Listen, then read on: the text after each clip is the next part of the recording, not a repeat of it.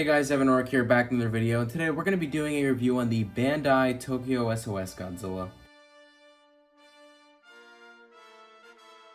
So to be perfectly clear guys, this is not a 6-inch Godzilla figure. Bandai has never made a proper 6-inch vinyl 2003 figure, and I hope they can at one point make it, because they also should do the same with 89. They only have an 8-inch 89, and it's really a shame because Godzilla 2003 and the designs that are similar to it make up like pretty much all the Millennium movies besides Final Wars.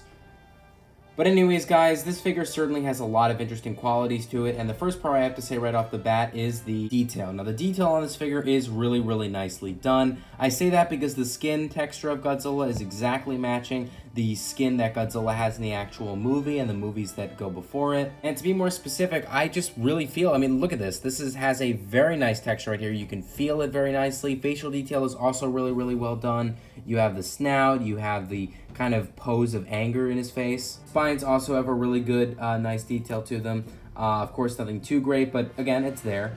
Tail detail is similar in terms of the spines, as well as the same idea of the skin that continues on throughout the entire tail here. And overall, it's one of the main reasons why the detail is my favorite part about this figure. Now let's get into the next thing I like about this figure. Now, the next thing I like about this figure is the articulation. Now, this may come as a surprise because in recent figure reviews, I put the articulation either in the con section or just the lowest pro of all. But this, ladies and gentlemen, is an example as to why vintage Bandai figures actually knew what they were doing when it came to articulation. What I mean by that is, newer Bandai figures, I've recently complained, have too little articulated joints, maybe around 3 or 4, and 4 is, I think, the least amount a Bandai figure should have, and this has, to my recollection, 7. 7 joints are here, one with the head, one with the arms here, so that then becomes 3. Then we have the 2 legs, that then becomes 5. We then have the main tail, and that becomes 6. And then what I like the most, which is what Bandai figures need to do, even if it might not seem necessary, is they have another joint that's disjointed with the main tail. So you have 2 ways of moving the tail, and it really is spectacular. So again, this is a prime example with what Bandai needs to do with articulated joints. It's just evidence that vintage figures, in terms of the Bandai company, knew what they were doing. They knew how to make these figures and had them good in all areas. Articulation, paint job, they just knew what they were doing.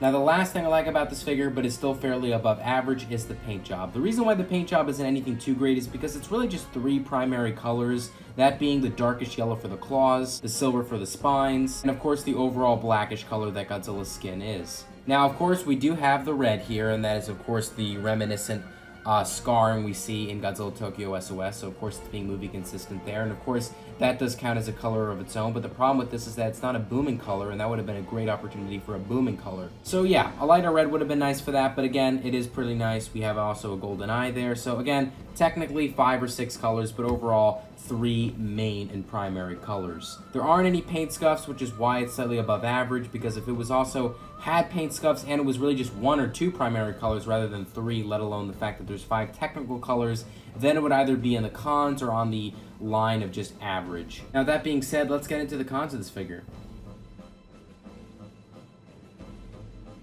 Now, I really only have one major con and one nitpick with this. It's kind of a nitpick and a major con mixed together, but the major con that I want to get out of the way is what I mentioned from the very beginning, and that is this is not size accurate. Now, of course, Bandai has made other figures from the Tokyo SOS film, and of course Godzilla Against Mechagodzilla and so forth. They've of course made Kiryu, Mothra Larva, and because they purposely made this figure 8 inches, which I can't understand why, it's not technically scaled right, and it just doesn't look normal. So again, I really don't understand why they just didn't make this a 6-inch figure. So the size accuracy is a huge problem, because if you want to maybe pose this figure or something with another Tokyo SOS figure, and because all the other Tokyo SOS figures are typically 6 inches, it's going to look kind of strange. Now, that isn't to say that 8 inches doesn't look cool. Of course, I like the fact that it's a nice big figure, but of course, if you're being technical here, it's not normal, and I really think it's a major problem. Now, when it comes to the second nitpick, which is also, as I said earlier, a mix of a nitpick and a major con, is that even though I find it cool, as I said earlier, that there is another tail joint throughout the entire tail rather than just one tail part moving, and they instead have this extra joint right here. This extra joint is loose. Really, really, really loose. And of course, it's nothing that can't come back on. I want you guys to take a look at this. Boom. That was easy, right? But of course, it doesn't mean that it's not loose. It is loose, and that is really, really bothersome. Now, something tells me that this was made on purpose for that joint to come off, because when I got it on Showcase Daikaiju, they probably took a part of the tail off so that they can fit it in the box, and that I can understand, but in general, it just creates another issue, and that is having a joint that's loose. Overall, guys, those are all the major cons I have with this figure. I 100% recommend getting it. I also recommend you take the cons into account, because the size con really does bother me, but who knows, it might not bother you, and it's for that reason I'm rating this figure an 8.5 out of 10. Again, I highly recommend you get this, especially if you're a Millennium fan. I personally am not, but that doesn't mean I like the design. I do like the design of the Millennium designs. And I do recommend you get this, especially if you're a fan of the Millennium design. I'm not a fan of Millennium films, but I am a fan of the Millennium design, and it's for that reason that I recommend you get it, so long as you, of course, take the other cons into account.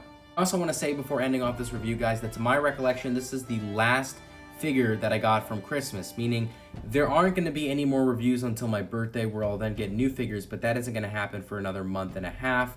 So unfortunately, guys, unless something changes for the next month and a half, there will not be any more reviews on Mondays. However, I always made this mistake of saying no more things to review, and there were more things to review, so who knows. But all in all, guys, I hope you enjoyed this review. Like, comment, subscribe. See you guys later, and bye-bye.